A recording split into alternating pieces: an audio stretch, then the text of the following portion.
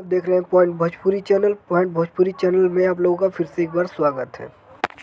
जो आप लोगों का डिमांड था खेसारी लाल यादव के लिए, खेसारी लाल आप लोगों का डिमांड पूरा कर रहे हैं। जी हाँ दोस्तों, आप सबकी डिमांड पूरी होगी।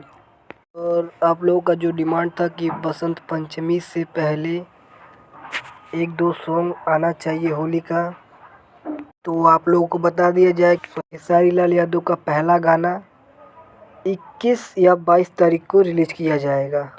बसंत पंचमी से पहले 2 गाने रिलीज हो सकते हैं शायद। और इसके बारे में ऑफिशियल जानकारी अखिलेश कश्यप और विवेक सिंह ने लाइव में आकर दिया था। आप लोगों ने देखा होगा, अगर नहीं देखे हैं तो ये स्क्रीन पे वीडियो देख लीजिए। मन लगता है। होली कब आई? होली बस हमें लगता है 21-22 तारीख से होली रिलीज होना स्टार्ट हो जाएगा हम लोगों का।